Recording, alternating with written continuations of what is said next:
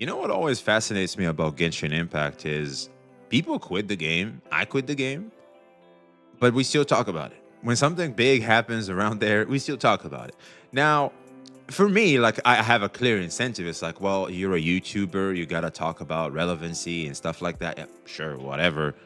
But I see people still talking in the comments, etc., even though they're ex Genshin players. And it got me thinking, like, why the hell are we still involved? Because I'll be honest, I could cover other things. There's so much going on in the gacha space right now. I could just talk about other things. But I always find myself drawn to talk about Genshin Impact again and again. And I feel like the reason why and why a lot of people still comment on it despite having quit the game and having different things they could be doing is the best analogy I can give is Genshin Impact is quite the ex, right? Like Genshin Impact, like if she's your ex, she's very hard to forget. All right, she's she's she's what that one ex-girlfriend. Like man, goddamn, she was. We had some damn good times, and I don't know what the fuck happened. It just ruined it.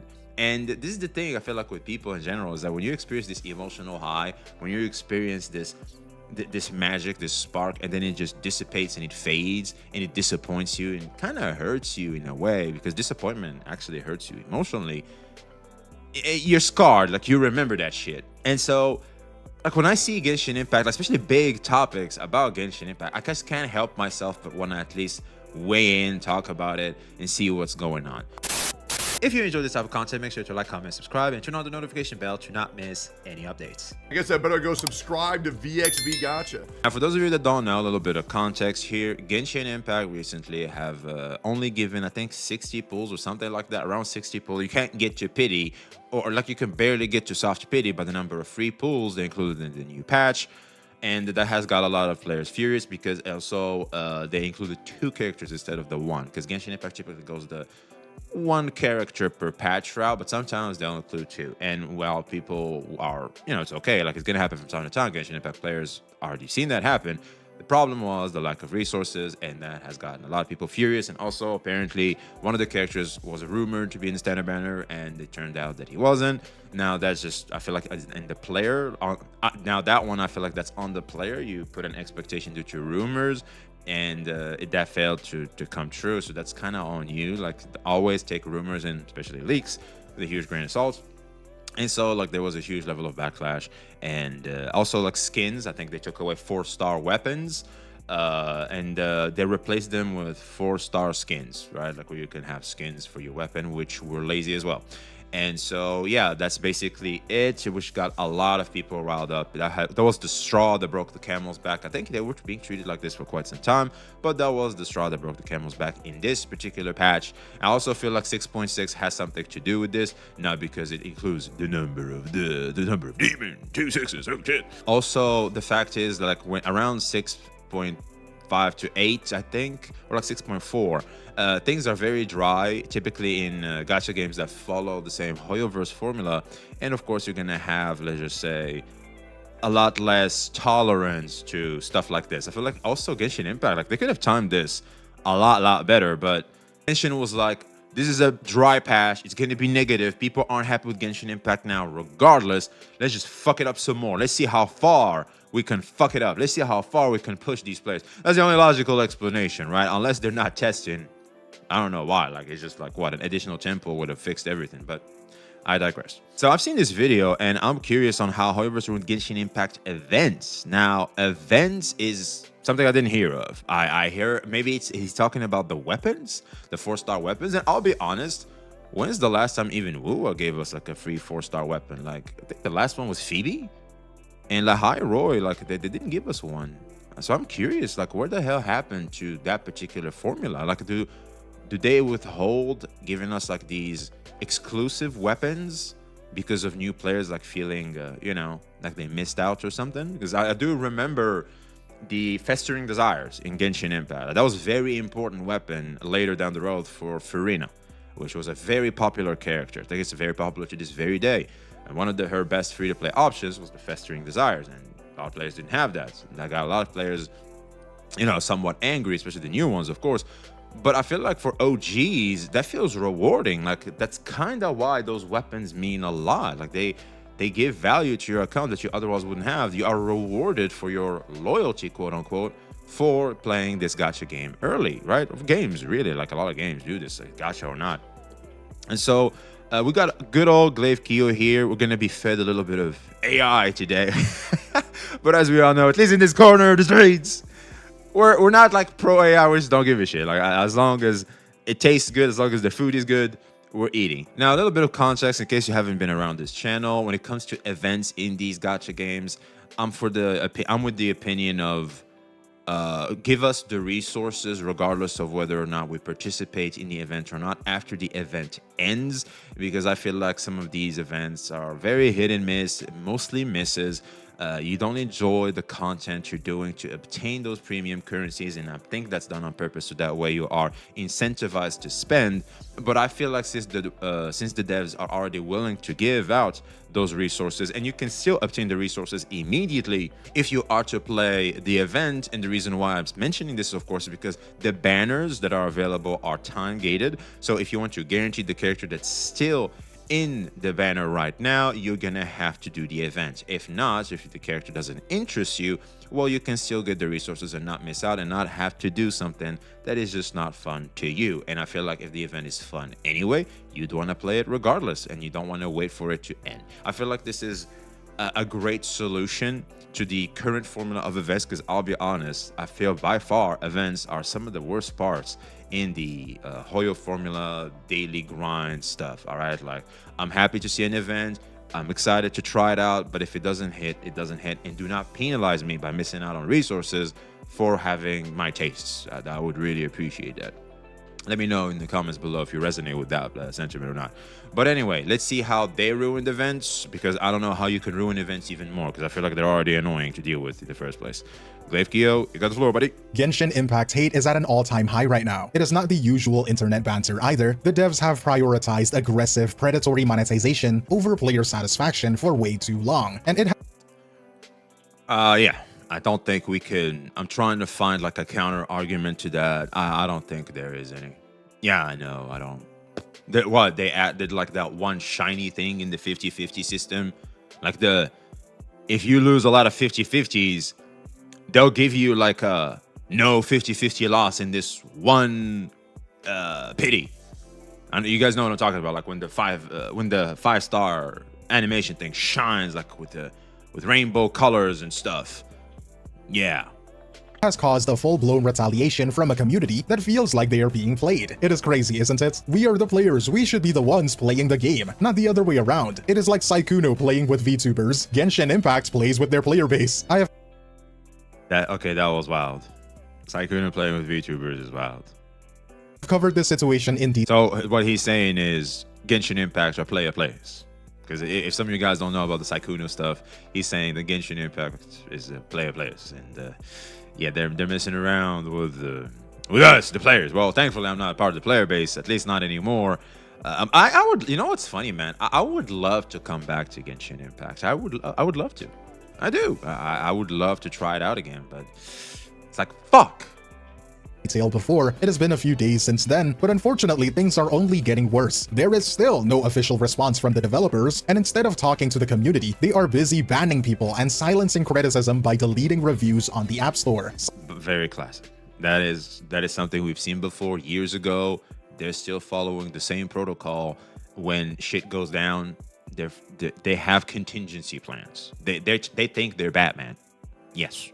Now we've seen this before, man. Like, they're just doing the exact same shit we know them for. Some even caught them changing the star ratings. It is not looking good. It feels like all the pent-up frustration the players have had over the years is now just exploding. People have started talking about more things they are unhappy about in the game, and the most popular critique is about the events. So today we are going to cover that. That's if you why want I'm to here. see more content from me, feel free to smash the like button and subscribe. Hit the notification bell icon to keep up with my videos. Without wasting any more of your time, let's just get right into it. What is going on with the events? You can also bring back stuff you did in the Oh, past. her. Hey, shouts out to her, man. I remember, like, in my Genshin days, she used to be everywhere, and she would always give me information. I'm like, that's right. Yep. We appreciate you. Community like that's fine, but I'm thinking about free-to-plays and also just people that play daily. Like, what are we gonna do and where are we gonna get our reward? Genshin has always Touch grass. Wait, what?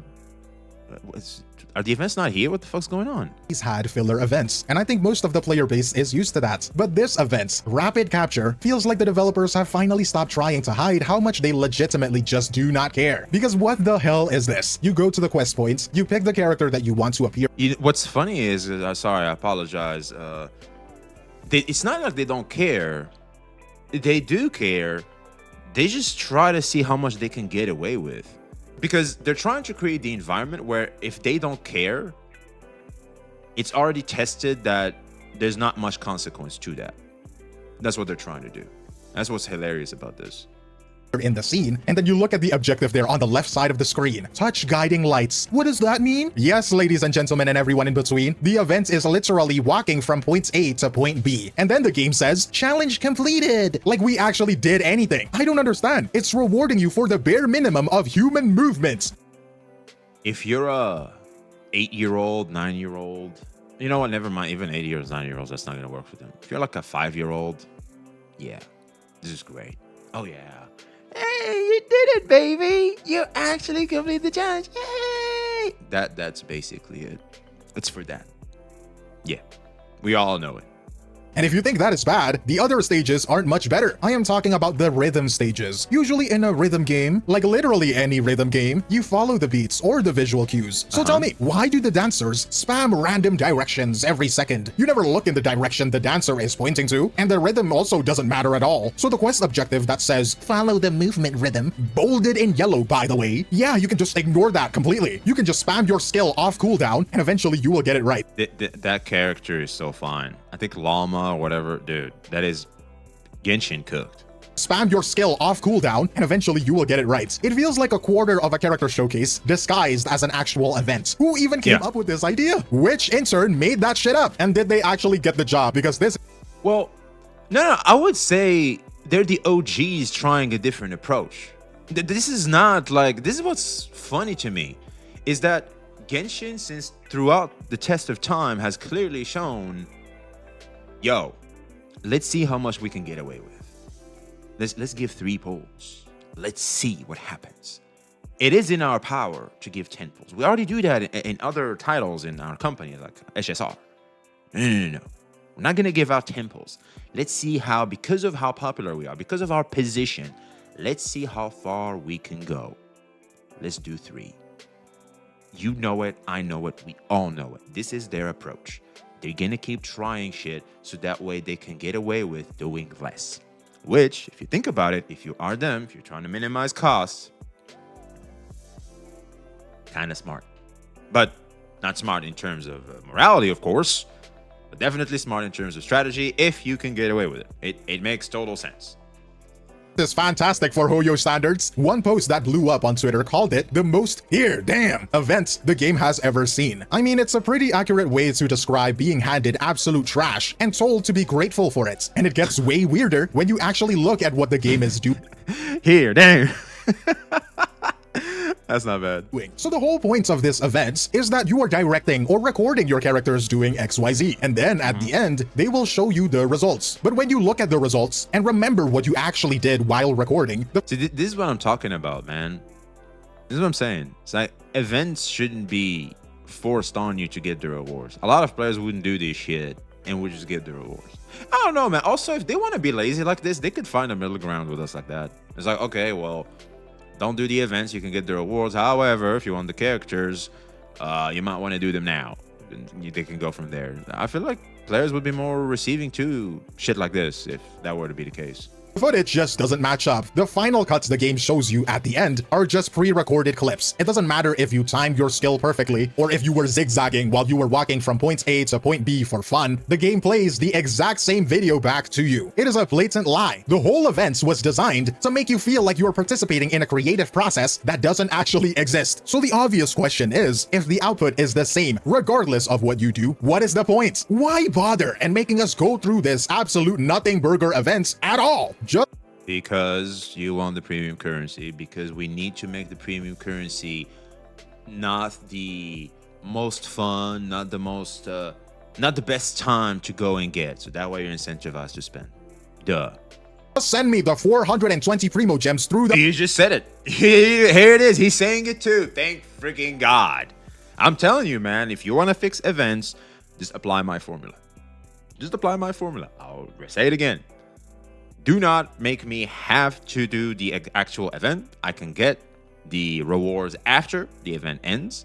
And it creates an incentive of, if you want to get the character now, you can do the events. You'll get the rewards immediately, and you can spend them on the current up banner. And if you don't care, well, you can just wait for the event to end. You can grab the resources. That's it. It's that simple. I think it checks out. It checks out. There's a little bit of predatory shit there. You can still influence people to think that premium currencies are worth something because they are gated behind, let's just say, content that maybe players may or may not be willing to do. But this kind of fixes it. It kind of fixes it, man. I mean, it's still predatory, kind of, but at least not to this degree. And it's kind of enjoyable, you know? It's like you choose. There's also choice. There's agency to how the player approaches the content. I feel like that's very important. So I think that's how you fix events, man. I think that's how you fix events. And I'm dying on that hill. I know I'm alone because I know it's kind of not the best for them in terms of predatory crap, but I'm dying on that hill. I am. Mail and save everyone the required attendance. And what's funny is I know everybody agrees with me. It's just that realistically they don't see that happening. I think that's eventually going to happen. Not in big gachas like Genshin, but I can see that, for example, in NTE, stuff like that. Because what's interesting to me, for example, in NTE, even right now, there's not much events going on. They don't have much events going on. And I feel like it's very chill. There's this one event, you get just a little bit of the premium currency by just doing crap, like talk to, interact with bullshit. Like, they give you, of course, there's these extra things which make you just explore the game even more and interact with the mechanics of the game even more, and you get rewards for it. It's like a battle pass. It's like a second battle pass. That's an event.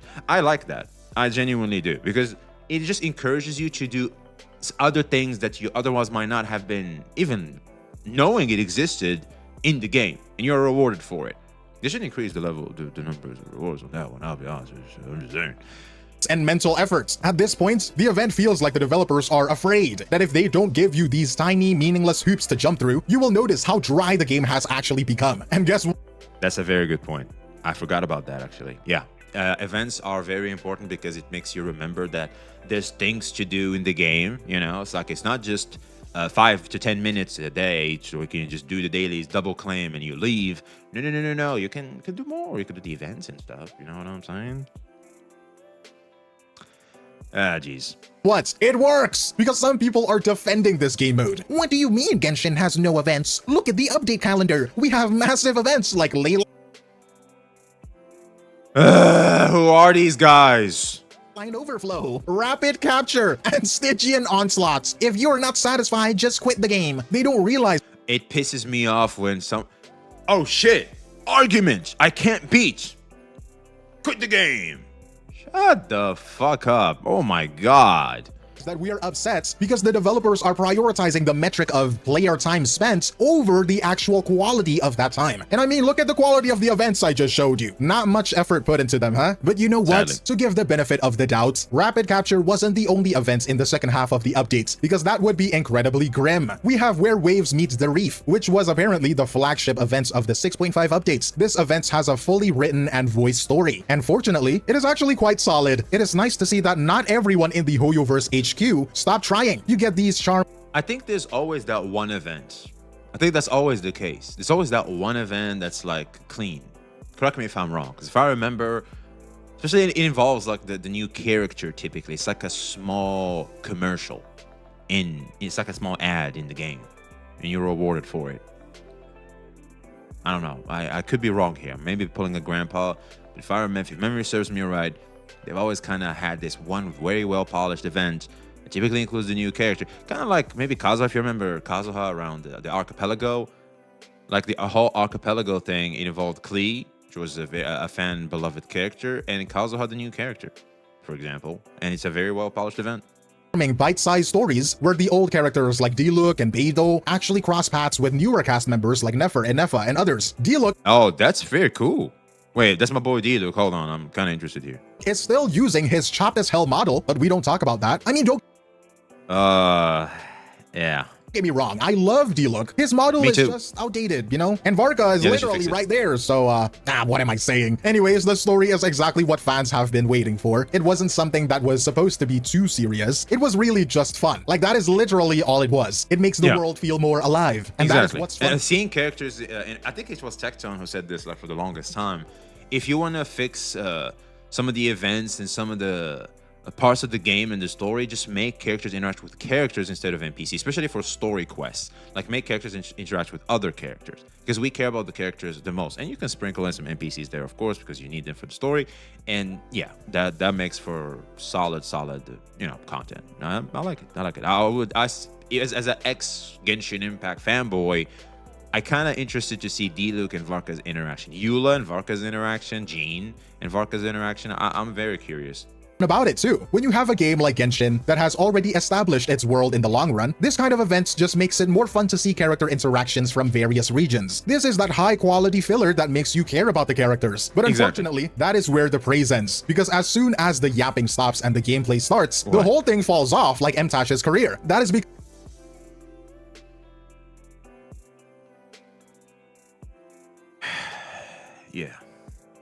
because the mini games are dog water. We are back to I'm sad for MTash, man. The reason why I'm kind of disappointed here, I have that disappointed face, because I'm very sad to see that.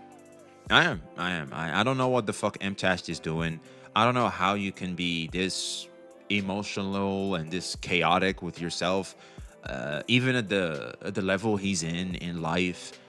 I don't know, man. It's great food for thought, to be honest with you, ladies and gentlemen. Like, when you really sit down and think about it, like, maybe you don't have the level of success you want yet, but if you're grounded and disciplined enough, that's a huge win.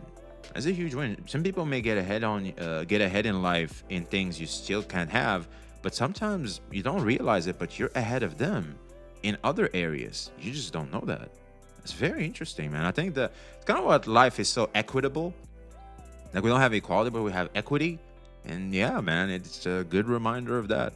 Yet another tower defense minigame, which would be fine if the community wasn't already suffering from massive fatigue with the game mode. This time, it feels a lot like Plants vs. Zombies from Temu. Some people still enjoyed it, don't get me wrong, but a lot more are pretty tired of it. I hate events like this, like turret-based games. I'm just not for it. It's like this post that blew up with over 14,000 likes. Never rerun this minigame ever again, I'm so serious. Which really just says everything that you needed to hear, right? Yep. And then you have the second mode, which is like a color matching shooter or something. I'm not sure how to describe it, but it is essentially a game made for complete babies. It is brain dead content, and I can't describe it more. That's what it's made for. It's for that 5-year-old that the parents can't seem to know how to shut them up. They'll give them the Genshin Impact events. That's exactly what it's for. Accurately than that. It is so brain dead, in fact, that I've seen people coping and defending it, saying that it is just easy primo gems, and they like it that way. Well, I knew this was coming. I so knew this was coming. It's like, well, we have to do this shit anyway. It just makes it easy, you know? Shit. See, that's the thing, man. People are willing to cope. They're willing to take any type of leniency when it comes to things they don't necessarily want to do. Because the reality is, events need to be fixed as a formula. The whole thing about having to do bullshit you don't feel like doing to get premium currency is too much. Just give us a different type of incentive, which is taking advantage of the up banner, right? That's the whole point. That's why you time gate it, to have some level of FOMO, right? Well, use events to that to emphasize more on that FOMO level there. That's your Predatory. And just for the players that already got the character, let's make sure we don't get penalized by crappy ass events. Please, we'd really appreciate that. Also, I might incentivize spending as well, because if I get to just spend on the banner, get the character, all the events that come are just basically free pulls that I don't have to do. Well, that's great. Shit, sign me up. Well then, again, what's the point? You are getting a low amount of primo gems for wasting your time in a lazy, brain-dead, IQ-lowering minigame. But you're getting primo gems! You know, the thing! Fuck! Primo gems! You get to get the shit that you can get characters with, man. The very thing we made even more scarce. The very thing we made even more hard to obtain. So to incentivize spending. Of course, you get to get those, man. That's why you're gonna do this shit with a huge smile on your face, because you want your 2D Genshin anime Betty. At that That's point, right. just ship me the rewards. Just mail Finally, yo, Glaive, die with me on that hill too, man. them to me. Don't waste my time. But the next game mode, the combat section, completely mirrors that. If the last game mode was brain dead, last game God damn. Hey, yo, Genshin cooking.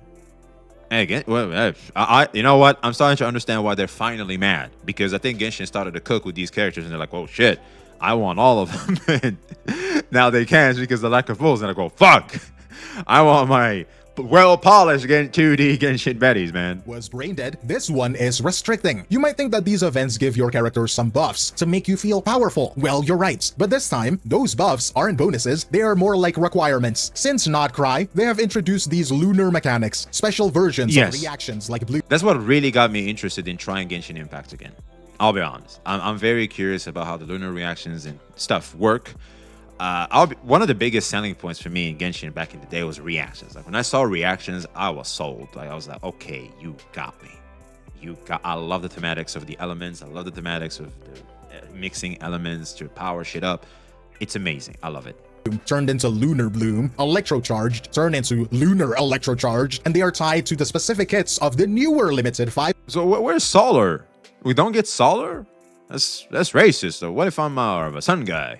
stars. For the events, if you are using the characters Oh my intended God, for Barbara. each stage, you get a 60% damage increase. Sounds about right, but what if you don't? You are fighting enemies with health pools that have clearly been inflated to account for that buff. The developers give you these characters to use as trials, but they have designed the stages in a way that using your own established teams without including the same characters that are being trialed feels like a complete chore. One player mentioned the Nefer stage was absolute hell because the game is practically forcing you to play one specific way. And it is just not the good kind of combat event, the kind that lets you use any characters you want, or it doesn't even have to be any character you want, just broader options of characters. This always gonna happen. It's like, for example, the Spiral Abyss. It's like an argument can be made that, oh, well, they always do this. I mean, if you look at the Spiral Abyss, they give buffs for the ongoing characters. So why are players gonna complain on this one? Because, well, actually, you know what I'm saying? They've been doing this for the longest time. So get on with the program.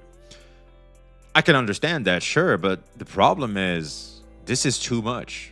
Because, see, there's a dosage. It's like, you can do this. Sure. It's just, like, if anything, companies are literally stupid if they don't do this. Like, of course, you encourage players to pull for the character, and when they pull for the character, they feel like there's this reward. Because you got the character at this specific time, especially, you get to take full advantage of the current buffs, of certain systems that are implemented to make sure that you get the most amount of value out of your buck. That's smart.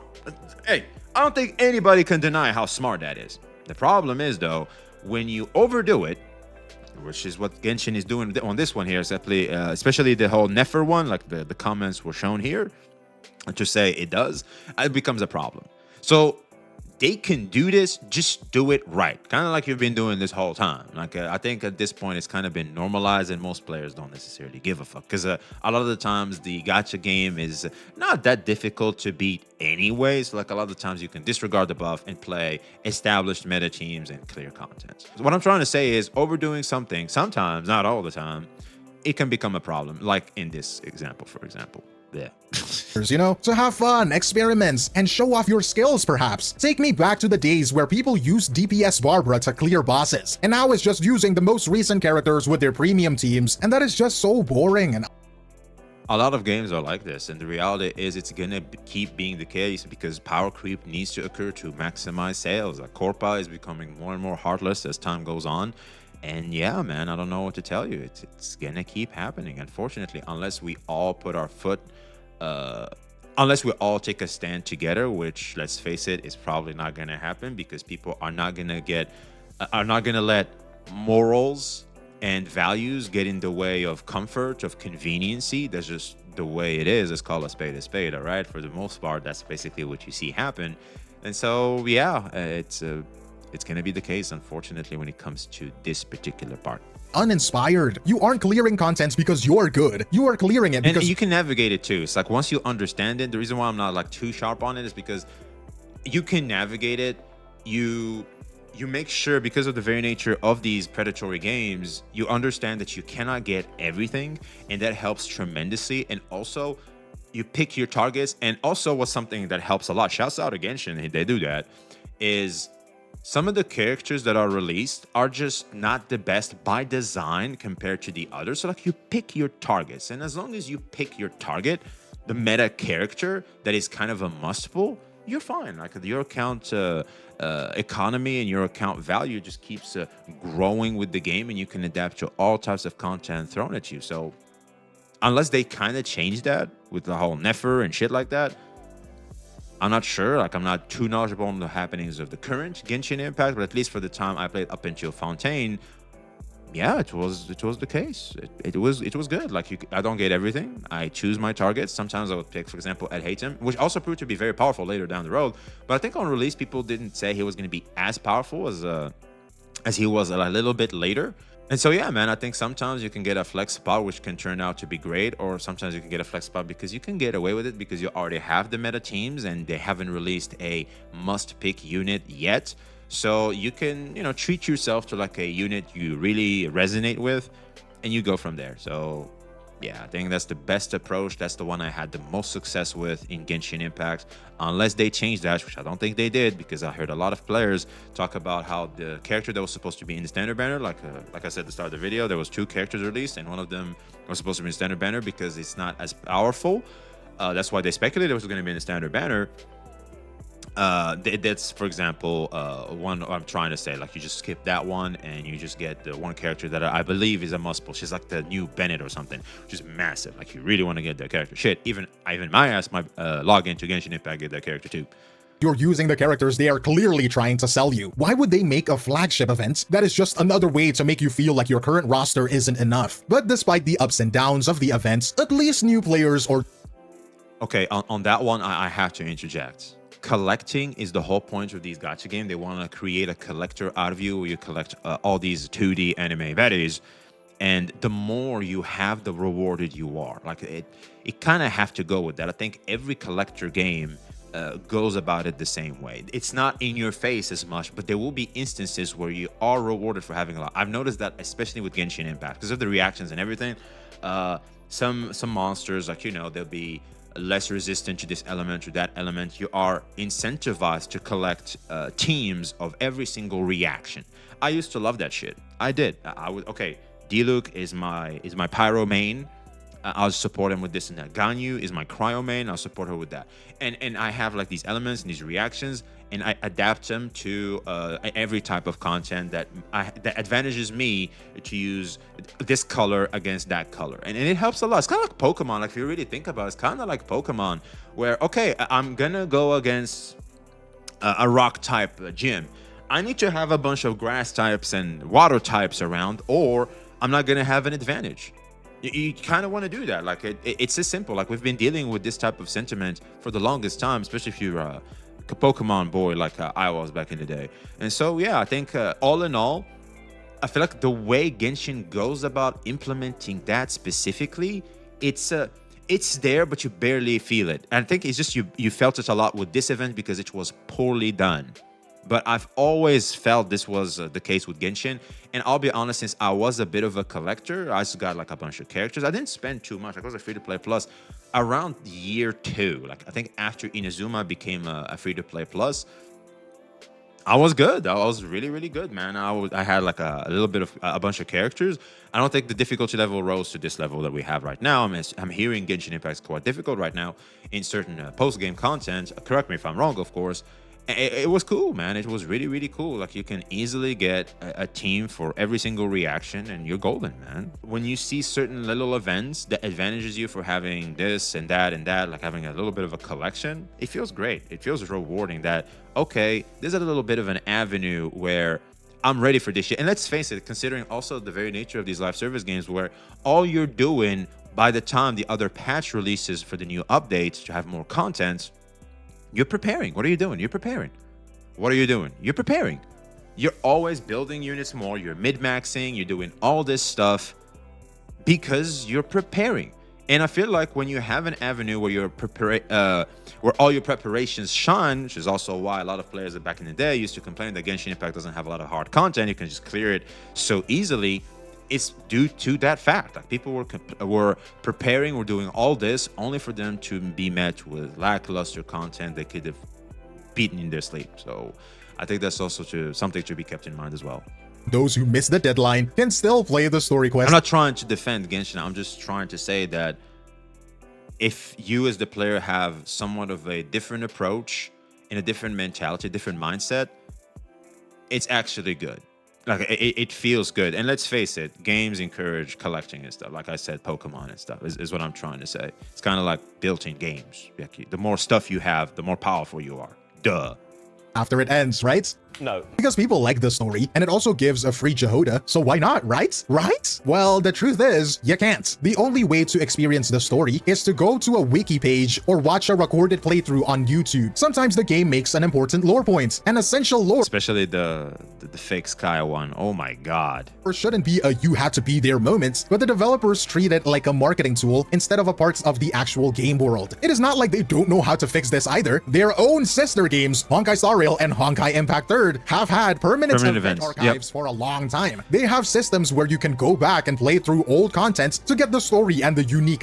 My only theory to this one as to why they don't do that is because we have a lot more Genshin players that play on mobile and storage. That's the only explanation. And even that, a lot of players said like they can have an optional downloadable content. Like it's not part of the game. You can download it separately if you want to play it, and then it attaches itself to the game and you can play the event, and after you're done you can clear storage by deleting the update, right, the permanent event. I think that's smart, but that's a lot of coding. That sounds like a lot of, man, what? So that you get to play the 1.0 event? So where the fuck were you in the 1.0 event? Use YouTube if you want to know. God damn you.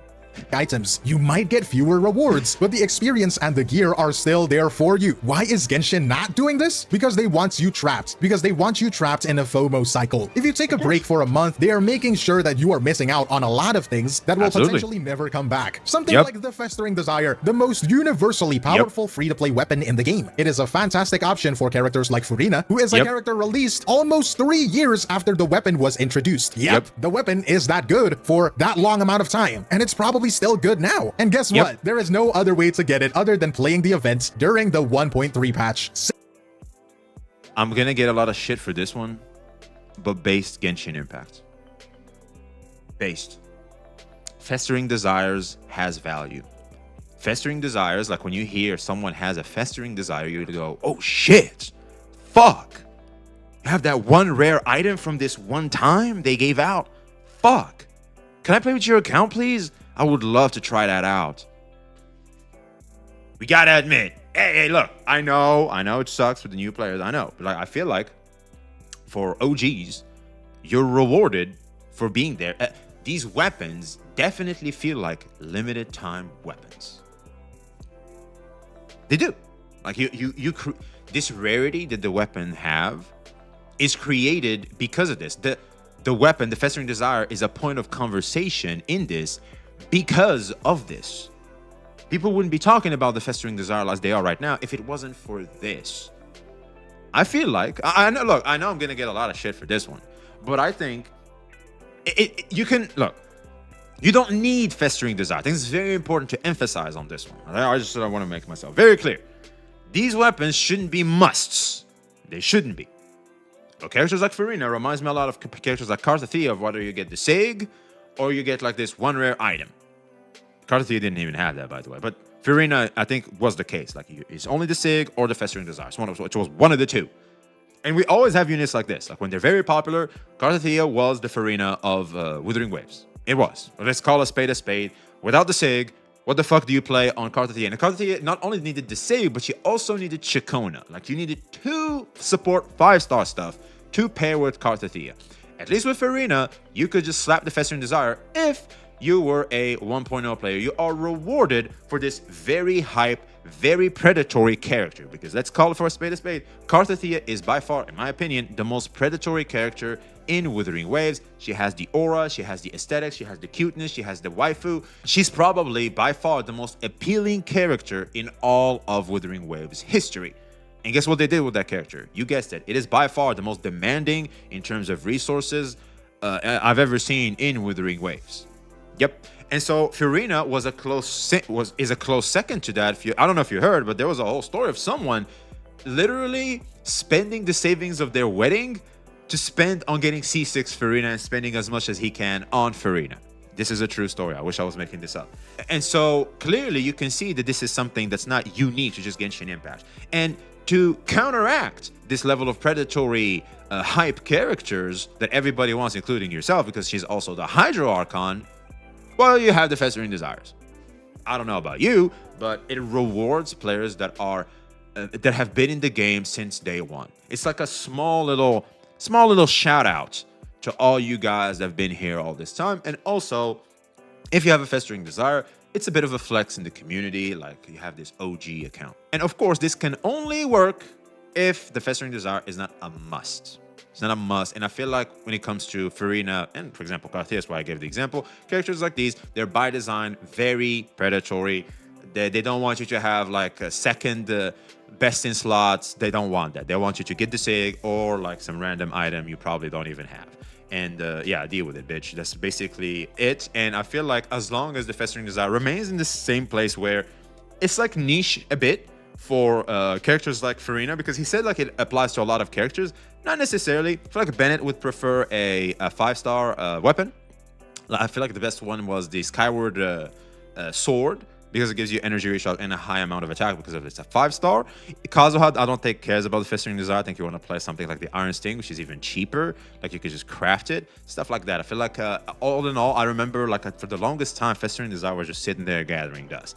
Shit, I would even prefer Favonia's Sword over a goddamn Festering Desire, to be completely honest with you, because generating particles for your whole team is better than increasing, I think, your elemental skill or something like that. I think if I remember, it's not that valuable. So I could get into trouble for this one, but I feel like as long as the game encourages the lack of need and necessity of that weapon, and you have other options to exploit, sometimes even better options for the most part. I think that was my experience with the Festering Desires during my playthrough for 4 years in Genshin Impact. I feel like it's totally fine to keep Festering Desire rare, not rerun it, whatever. It gives it this value that you were there, you got it. It reminds you of when you were walking around Dragonspine, freezing to death and shit. The peak of Genshin Impact days. Good times. Let me know what you think in the comments below. Shit, I think this is an important conversation. 6 years later, there is still no way of getting it. Don't you think that is absurd? And I think it's easy to look at the current backlash and think people are just losing their minds over a bad event, but that is not really it. Rapid capture was just, again, a straw that broke the camel's back. All that pent-up frustration from years of stingy rewards and aggressive monetization is finally exploding. People are shooting guns blazing at everything the game is lacking. They are looking at more generous competitors. Good. There it is. He said it. Like, you look around. Like, what are the odds of this happening since NTE came out? What are the odds of this happening? Oh, so NGE came out with no 50-50 and all this, and all of a sudden this is happening? Coincidence? I think not. And realizing that treating a game like a full-time job just to guarantee one character stops making sense entirely. The way the developers are handling this is telling. There is still no official response. Try to voice out your criticism, and you're banned. They are not trying to solve the problems. They care more about how the game looks to outsiders and how it actually feels for the people. It's not that good, in my opinion. Back then, you couldn't walk for 10 seconds without finding a puzzle or a chest to unlock. Now, true. Oh man, one of my favorite moments to do in Genshin Impact, I would climb as up as I can, and I would just jump up, glide, and look around. And I see like this red thing in the distance. You turn around to that. Oh man, it feels so good. You have a little bit of music in the background, or this is a little bit of a brave take. Genshin music slaps. Like especially around Mondstadt and stuff like that. Oh man, that shit slaps. Oh man, that was some good shit. Especially Inazuma too. Inazuma at night. Oh, I love that. Now we are getting good-looking empty maps and weapon skins instead of actual weapons, with no reruns, of course. It is a literal downgrade. Thankfully, people are finally waking up to the fact that their loyalty is completely one-sided. They are realizing that while they spent years growing attached to this world, the company was busy figuring out how to give them less for more profits. But that is just what I observed. If you have any comments, leave them down below. I will try to read as much as I'll be honest, they'll take advantage of loyalty because that's corporate, man. Sadly. I mean, you see this a lot. You see this in different, it's not just Genshin. Like, I've seen this. I guess you guys know exactly what I'm talking about. It's like, you've seen it in normal corporations. Shit, you see it even YouTubers, stuff like that. Like, people with a huge following, they'll take advantage. I mean, didn't Andrew Tate sell crypto scams to his fans? Logan Paul. Like, people, like, if they see loyalty, if they see devotion to their shit, there's a high chance they'll take advantage of that thing because they can monetize it to oblivion, unfortunately. And the rest of us that are not as devoted as the rest get penalized and find ourselves in the crossfire. And we have to deal with that bullshit that those, let's just say, lost individuals create, for lack of better words. That's what I'm trying to be respectful. possible. Don't forget to support the video, share it to other people, smash the like button and subscribe, hit the notification bell icon to keep up with my videos. And that is all from me, Glaive Keo, and I will see you in the next one. Cheers. Based. Freaking based, man. I'll be honest, I totally agree with a lot of sentiments Glaive has mentioned here. The reality is, I think the sentiments and the level of tolerance is that's it. Like, I think Genshin players are through. They're tired, they're done.